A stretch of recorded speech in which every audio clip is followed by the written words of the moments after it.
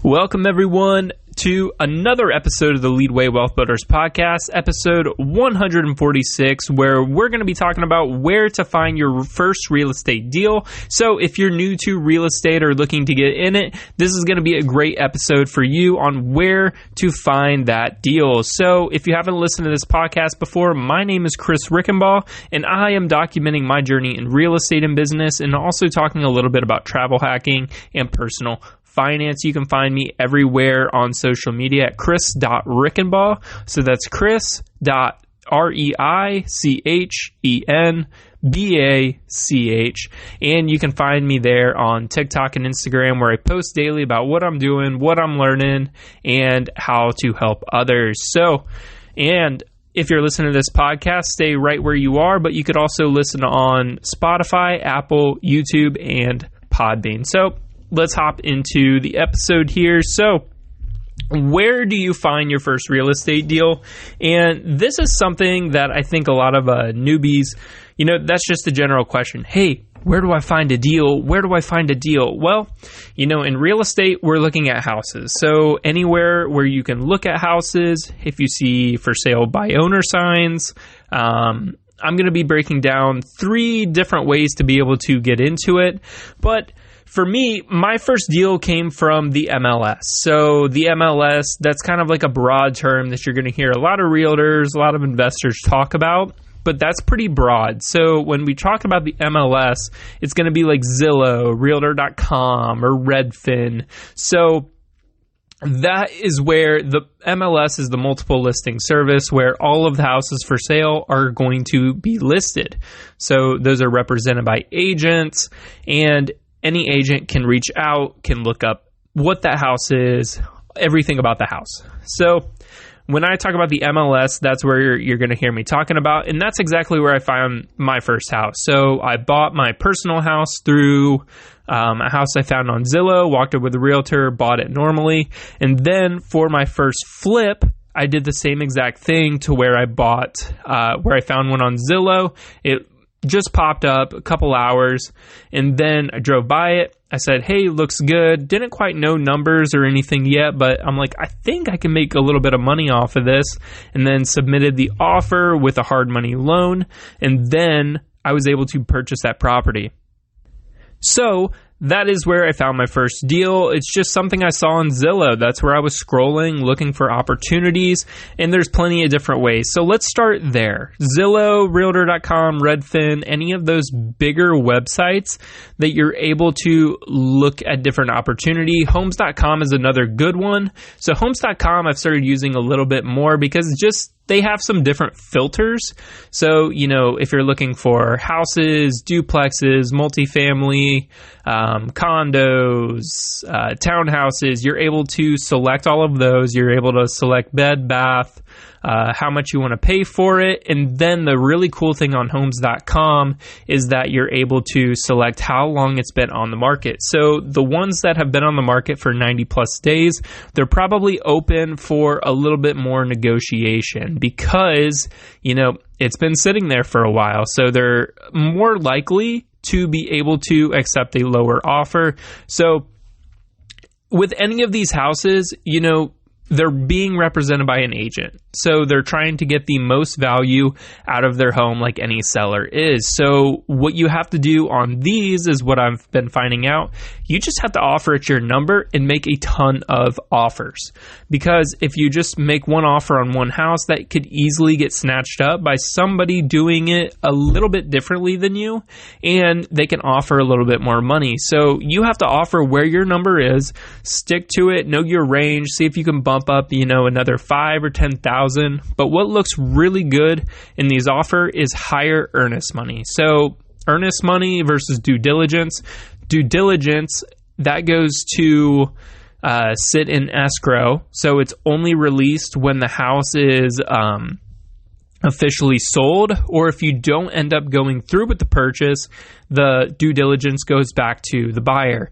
But earnest money, that is non-refundable. It goes straight to the buyer or the seller. So if you come to them and say, hey, I'm willing to buy your home, I can close 2 weeks, here's $5,000 down that'll easily pay your mortgage, maybe a little bit extra, that's going to look really good. But if you can give somebody a little bit more, like $7,000, $8,000, $10,000, that's going to be a really, really good offer, because it's like, that's a lot of money for that seller to be able to put in their pocket and say, okay, we can negotiate the price a little bit. It's just one of those little negotiating points. But going through the realtors, I've found that's a little bit easier to go through and get your offer looked at a little differently. If you find an investor-friendly agent, they're willing to talk you through that, but make sure you're getting an investor-friendly agent. So, moving on here to number 2. So this is going to be wholesalers. So wholesalers aren't exactly the ones flipping the houses, but what they are doing is flipping contracts. So they go to somebody, they go to a seller, they get that house under contract to purchase, and then what they do is they find an investor or somebody else to sell that contract to. So they're really just contract flippers. So what they're trying to do is get it at the lowest possible price they can get, and then they're able to sell that contract and make their spread. So if they get a house under contract at $150 and then sell that contract for $170, they make a $20,000 spread. So a lot of these people are doing it professionally. They're able to do all the negotiating for you with the seller on the house, and then you're able to just offer at your number.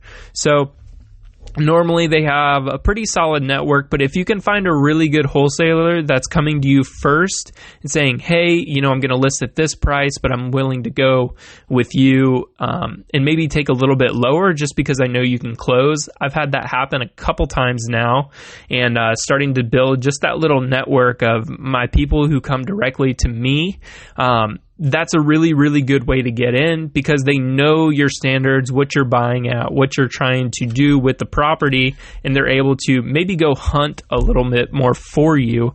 And then you're going to be their first call as soon as they get something under contract. So my last house I just bought, I talked about it in episode 143.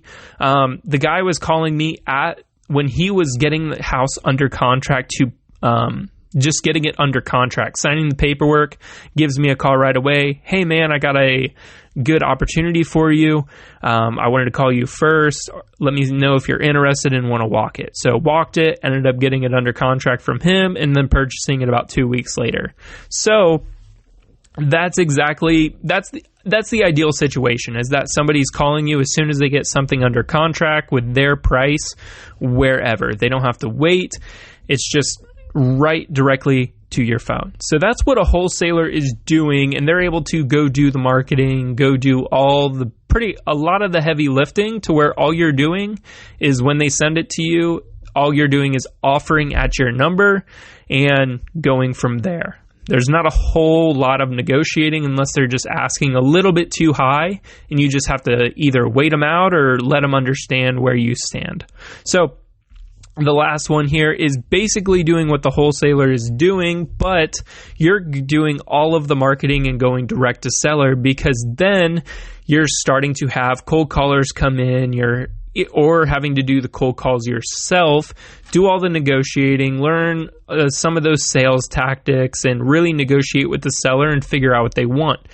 But say for the earlier example of the wholesaler getting the house under contract at $150, but you're able to buy it from him at $170, you're able to buy that house at $150 and still make you another $20,000, because where you make the money is where you buy it. So you can do this, you can put a little bit more money into marketing and sales and everything, and then you're able to get a little bit better of a deal for yourself. But it just does come with a little bit more heavy lifting. So a couple different ways to go direct to seller. You can look at for sale by owner signs, just drive around neighborhoods. You can door knock, see a rough house, see there's a car out front. Hey, are you interested in selling your house?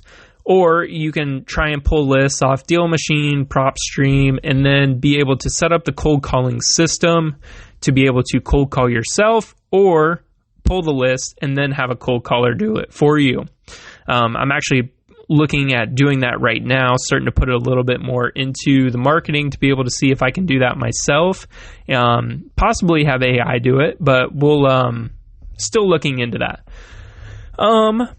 That's about it. So I just wanted to narrow it down. I wanted it to be a quick little episode for newer people getting into the game here. So the easiest way is looking on the MLS, looking on those websites like Zillow, Realtor.com, Redfin, Homes.com, or if you're getting into the game, start networking with those wholesalers who are getting a lot of houses under contract, making sure that you're going to be one of their first calls and being able to offer and then close on those properties. And then the last one, you can be going direct to seller yourself, finding those for sale by owner signs, doing the cold calling yourself, buying those lists, and doing all of that work yourself. So those are 3 different options for you to be able to get your first real estate deal. The biggest thing is being able to put in the work. Make sure you know where your numbers are at, and then taking the action. Taking action is 100% number one, because if you're not taking the action, you're trying to let it come to you, and that's being passive. So passive income is not earned by passive action. So that is one thing I wanted to leave you with right before we hop off this episode. So thank you for tuning in to another episode of the Leeway Wealth Builders Podcast, episode 146. This is Chris Rickenbaugh, and I will see you on Friday with a great interview with one of the mortgage lenders here in the Charlotte market. And we're going to be talking a little bit about the market, so make sure you tune in for that one. So we'll see you on Friday.